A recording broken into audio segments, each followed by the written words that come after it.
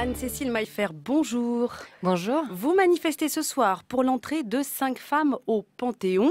Qui sont les heureux élus ? Alors les heureux élus, celle en tout cas qu'on va proposer à François Hollande, c'est tout d'abord la révolutionnaire Olympe de Gouges qui a écrit la Déclaration des droits de la femme et de la citoyenne. C'est également l'anarchiste et communarde Louise Michel. C'est également la grande ethnologue Germaine Tillion. Et puis Simone de Beauvoir, évidemment, grande philosophe féministe. Et enfin, la mulâtresse Solitude qui a lutté contre l'esclavage en Guadeloupe. Au 19e siècle. Oui. Et alors, vous les avez choisis comment ? Alors, ces femmes, on les a choisies, on les a proposées en fait aux internautes sur une page Facebook dans le cadre du collectif des femmes pour des femmes au Panthéon. Il y a aussi une pétition sur change.org. Mais au-delà de ça, en fait, au-delà de cette sélection, de ce petit sondage, c'est surtout en fait une action pour interroger la place des femmes dans notre histoire, dans le passé. Donc, c'est au-delà de cette panthéonisation. Alors, juste pour revenir aux critères de sélection, c'était celle qui avait le plus de likes.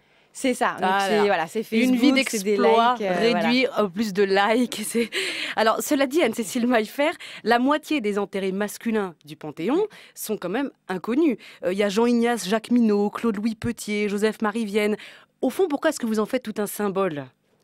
Mais c'est ce que je veux dire, c'est-à-dire pour nous, une société qui va effacer de son passé les femmes, il y a peu de chances qu'elle leur donne beaucoup de place dans le présent et qu'elle leur donne aussi dans l'avenir, dans le futur. Et donc c'est pour ça qu'au-delà de cette panthéonisation, c'est interroger la place des femmes dans notre société, la reconnaissance de leur mérite et de leur talent, aussi bien dans le passé que dans le présent. Et on le fait aujourd'hui le 26 août. On va faire une action ce soir à 19 h devant le Panthéon, donc je vous invite à venir, parce qu'en fait, il y a exactement 43 ans, il y avait une douzaine de militantes qui ont par la suite créé le mouvement de libération des femmes, qui déposaient une gerbe sur la tombe du soldat inconnu en hommage à sa femme qui était encore plus inconnue que le soldat inconnu. Et donc aujourd'hui, nous, c'est la même chose. Ce qu'on est en train de dire, en fait, ce qu'on est en train de dire, c'est qu'un des problèmes des femmes aujourd'hui, c'est qu'elles ne sont pas suffisamment reconnues, qu'il y a encore énormément d'inégalités et qu'il faut leur faire leur juste place, c'est-à-dire une place égale avec les hommes. Alors, votre action pour les femmes panthéonisables, est-ce que c'est la parité jusque dans la mort, en fait ? Oui. Non, c'est la parité dans l'histoire, la parité jusque dans la mort.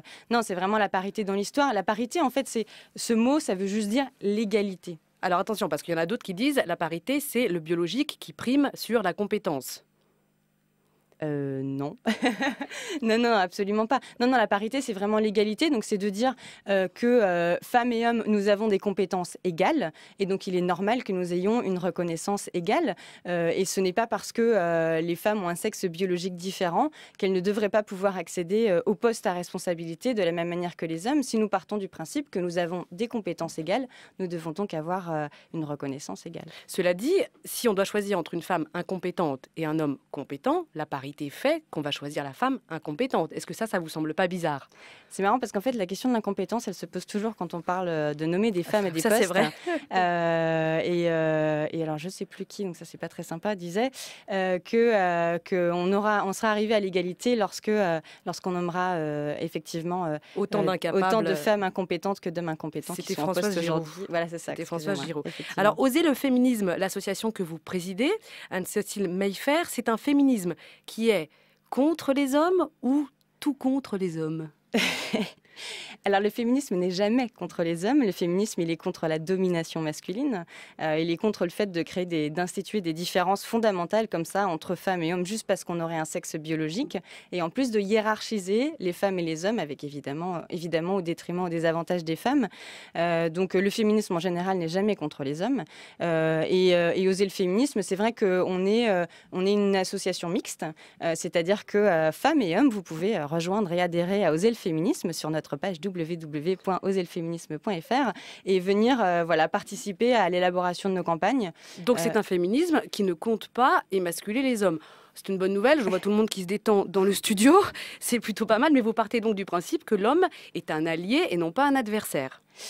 Alors les hommes, l'homme je ne sais pas qui c'est, les hommes, alors il y a des hommes les hommes qui sont dans une logique de domination et qui ont conscience de leur domination et qui l'utilisent, ça ce sont, par contre c'est vrai il faut faire attention, mais les hommes en général, nous avons été construits socialement, donc c'est pas non plus tout à fait de leur faute, en tout cas nous on leur donne leur chance pour déconstruire ces dominations et ensemble en fait avoir une place un petit peu différente. Hein. Nous, les femmes, on doit prendre de la place, on doit s'émanciper, on doit prendre confiance en nous. Et puis les hommes, et ben, ce qu'il faut qu'ils fassent, c'est à l'image du Panthéon, c'est faire de la place aux femmes un petit peu, s'interroger sur leur propre comportement et puis se dire, bah oui, finalement, l'égalité, c'est quand même un but humaniste qui est très beau, qui est grand. Mais vous ne pensez pas que les nouveaux féministes aujourd'hui, c'est souvent les hommes ?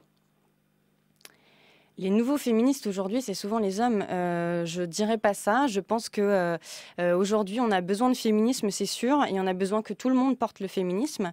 On a besoin que les femmes portent le féminisme. On a besoin que les hommes le portent. Que les nouveaux féministes soient des hommes, pas plus que les femmes. Hein. Je veux dire, les femmes ont tout autant de mérite que les hommes à être féministes et à se battre pour l'égalité, parce que souvent, c'est même presque plus dur en fait pour une femme, parce que un homme qui va se dire pour l'égalité, qui va se dire féministe, tout de suite on va avoir les yeux qui brillent, on va se dire waouh, un homme féministe. Bah, c'est vrai que c'est pas mal quand même. C'est pas mal, mais je veux dire une femme féministe c'est pas mal non plus aussi, et il faut aussi savoir reconnaître que les femmes féministes qui ont lutté depuis au XXe siècle pour l'égalité, elles ont fait avancer beaucoup de choses pour nous, et donc il n'y a pas que les hommes on les remercie. Alors dernière question, Anne-Cécile Maillefert, est-ce qu'on peut être féministe et avoir de l'humour? Rester assise, Est-ce qu'on peut être féministe et avoir de l'humour? Bah oui, évidemment. Oui. Bon voilà, c'était juste l'info du jour, il faut appeler l'AFP, ça mérite au moins une dépêche. Merci Anne-Sophie Maillefert, bonne journée.